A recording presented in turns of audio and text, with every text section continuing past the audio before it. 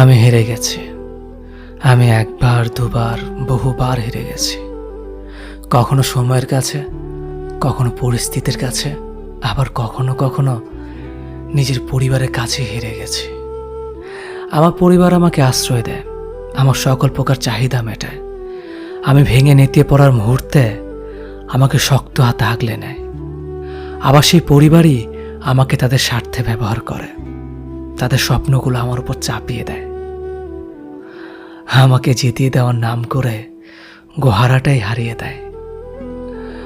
আমার কিছু করার থাকে না, অনেক কিছু বলার থাকলেও বলা হয়ে ওঠে না। শুধু চুপচাপ মুখ বুজে পরিবারের জেদের কাছে হেরে যেতে হয় মাথা নত করে। আমি রক্তের সম্পর্ক চেয়েও আত্মার সম্পর্ককে যেখানে প্রাধান্য দিয়েছি, সেখানেও হেরে গেছে। বন্ধু মহলেও বন্ধুদের কৌতূহল বসে আমাকে জিততে দেয়নি বারংবার। আমি তাদের বিশ্বাস করতাম, নিজেকে তাদের কাছে খুচরো পয়সার মতো জমিয়ে রাখতাম। বন্ধুদের কেমন যেন ভোরবেলার আবছা আলোর মতো নরম মনে হতো।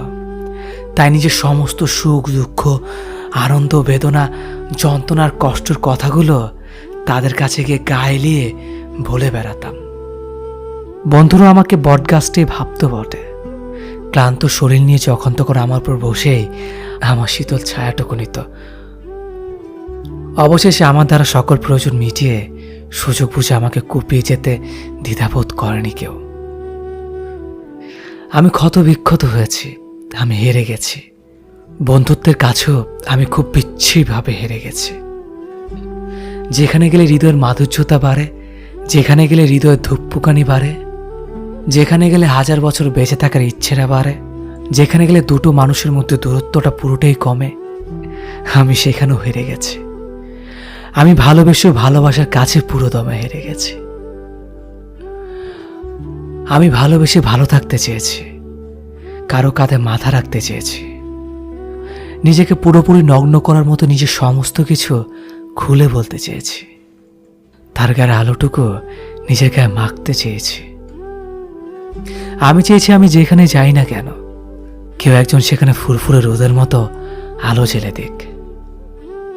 আমি চেয়েছি কেউ একজন আমার সব দুঃখ কষ্ট যন্ত্রণাকে এক চুমুকে জলের মতো গিলে ফেলুক। আমি এমন একজন মানুষকে চেয়েছি সারাদিনে ক্লান্তি নিয়ে যার বুকে মাথা রেখে আমি নিশ্চিন্তে ঘুমাতে পারব। আমার এত এত চাওয়াদের পূর্ণ করে কেউ আমাকে জিতিয়ে দেয়নি, কেউ আমাকে ভেঙে চুরে ভালোবাসেনি কোনোদিন। সময়ে অসময়ে ইচ্ছায় অনিচ্ছায় আমি বারংবার কাছে দূরের আপনজন পরজনের কাছে বহুরূপে বহু মানুষের কাছে হেরে গেছি। আমি বহুভাবে আমি হেরে গেছি নিজের কাছে নিজেই। শেষবেলার সব গল্পের ইতি টেনে হঠাৎ মৃত্যুর কাছে এভাবে হেরে গিয়ে জিতে যাব একদিন চিরতরে। মানুষ যখন কাউকে পছন্দ করে কিংবা ভালো লাগে, তখন তার বিষয়ে সবকিছু জানতে চেষ্টা করে, তার কাছাকাছি থাকতে চায়, তার সাথে কথা বলার জন্য অধীর হয়ে থাকে। ভালো লাগা কিংবা পছন্দ কিন্তু চিরস্থায়ী নয়, তাই সময়ের সাথে মানুষও পরিবর্তন হয়। যত বেশি জানা হয় তত আগ্রহ কমে, যোগাযোগ হারায়, দূরত্ব বাড়ে। ভালো লাগার প্রিয় মানুষটি অপ্রিয় হতে থাকে, কথার পরিমাণ কমে অবহেলা দূরত্ব স্থান করে নেয়। ইনবক্সের সবুজ আলো দেখলেও মেসেজ করা হয় না, অপমান আর অবহেলায় পড়ে থাকে অপেক্ষা ঘিরে। এই ভালো লাগা কিংবা পছন্দের সাথে যখন ভালোবাসা মিশে যায়, তখন কষ্ট আরো বেশি হয়। কারণ ভালোবাসা তো দুদিক থেকে আসেনি। কারো কাছে ছিল স্বামীর শুধুমাত্র জানার আগ্রহ, আর কেউ জানতে গিয়ে নিজে ভালোবাসা জড়িয়ে পড়ে। জানা আর অজানার মধ্যে আটকে পড়ে দুজন, কিন্তু একজন জানা শেষে অপ্রিয় ঘোষণা করে চলে যায়, আর অপরজন প্রিয়জন হারানোর ব্যথায় নিস্তব্ধ হয়ে যায়। ভালো লাগার ভালোবাসার ফারাক না বুঝতে পেরেই আমরা ভুল করি, ভুল মানুষকে ভালোবাসি। মানুষ ভুল হলেও ভালোবাসা তো ভুল নয়। থাকুক না হয় কিছু ভালোবাসা একতরফা হয়েই, ভালো থাকুক প্রিয় মানুষটি গল্প না হয় অপ্রিয় হয়েই। নানান বাহানায় আমরা দূরে চলে গিয়েছিলাম। তুমি একটা সময় আমাকে খুব চাইতে। সময়ের ব্যবধানে নিজেকে তোমার কাছে একদম সস্তা করে দিয়েছিলাম। মানুষ যেটা খুব করে চায় সেটা সে একবার পেয়ে গেলে তার প্রতি আকর্ষণ কমতে শুরু করে। এটা একটা শর্তের মতো, এটা সবার ক্ষেত্রেই হয়। কিন্তু তোমাকে একটা ব্যতিক্রম মানুষ ভেবেছে তুমি এমন করবে না, ঘুরে ফিরে করলে তাই। নিজের আত্মসম্মান যা নষ্ট হয়ে যায় সেটা সে আর ফিরিয়ে আনতে পারে না। তেমনি যে আমি তোমার মতো অকৃতজ্ঞ মানুষের দেখা পেয়ে গেছি, আমি আর অকৃতজ্ঞ হতে পারলাম না। নিজেকে তোমার প্রতি কৃতজ্ঞ মনে হয় এখন। আত্মসম্মান হারিয়ে কৃতজ্ঞতা স্বীকার করার মানসিকতা পেয়েছি। আমরা কিছু হারালেই কিছু না কিছু ফিরে পাই। সুখ হারিয়ে দুঃখ পাওয়াটাও একটা অর্জন। কত শত মানুষ আছে একটু শান্তিতে কাঁদতেও পারে না। তাদের কষ্টটা ঠিক কোথায় তারা বুঝতেই পারে না।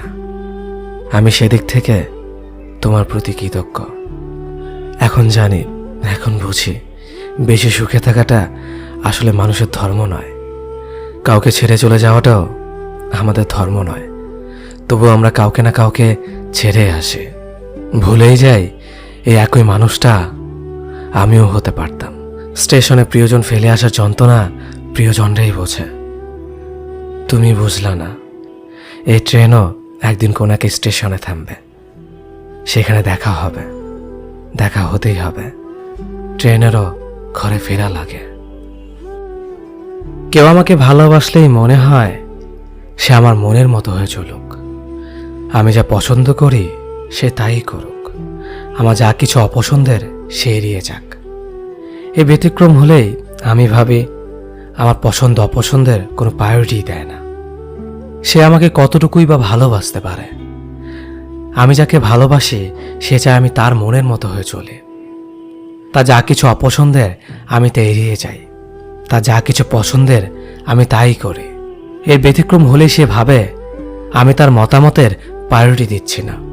অথচ আমাদের দুটি জীবন আলাদা, আমরা দুটি মানুষ আলাদা, আমাদের পছন্দ অপছন্দ আলাদা, আমাদের ভালো লাগা মন্দ লাগার কারণ আলাদা, আমাদের স্বপ্ন আলাদা। এই যে নিজেকে প্রতিষ্ঠিত করার চর্চা, এটা অপরাধ নয়। জীবনের জন্য মানুষ লাগে। মানুষের জন্য জীবনকে স্যাক্রিফাইস করার অনুভূতিটা খুবই সাময়িক। আমরা এত বড় একটা হৃদয় নিয়ে মানুষকে ভালোবাসার পর এতটা সংকীর্ণ হয়ে যায় কেন, কে জানে? আমরা কেন একজন আরেকজনের পৃথিবীকে সংকুচিত করে দিতে চাই? ভালোবাসলে স্বাধীনতা দিতে হয়। স্বাধীনতা মানেই উড়ে যাওয়ার ভয় নয়। যে তোমাকে ভালোবাসবে স্বাধীনতা পেলেও সে এসে তোমার পাশে বসে থাকবে। যে ভালোবাসবে না, তাকে আটকে রাখলেও সে তোমার নয়। একটা নির্দিষ্ট বয়সের পর ছেলেরা যেন পরিবারের বোঝা হয়ে দাঁড়ায়। একটা নির্দিষ্ট বয়সের পর ছেলেদের বাড়ি ছেড়ে বের হতে হয়, কিন্তু আর কখনো বাড়িতে ফেরা হয় না ঠিক আগের মতো করে। স্কুল ছুটি হলে যেমনটা বাড়ি ফিরে আসতো। একটা নির্দিষ্ট বয়সের পর ছেলেদের জন্য পৃথিবীটা কঠিন হয়ে দাঁড়ায়। কেউ পাশে থাকে না তখন। পরিবার সে তো আগেই জানিয়ে দেয়, এখন নিজের পথ নিজে মাপো। একটা নির্দিষ্ট বয়সের পর বাবা মার আদর আর পায় না আগের মতো করে। ব্যবহারে বুঝিয়ে দেয় নিজের প্রয়োজন নিজে মেটাতে পারো না, আবার আদর চাও কেন? একটা নির্দিষ্ট বয়সের পর ছেলেরা ডিপ্রেশনে ভুগতে থাকে। আর হ্যাঁ, সেটা ক্যারিয়ারের জন্য, নয়তো যে পরিবার তাকে সন্তান স্বীকৃতি দিতে লজ্জা পায়।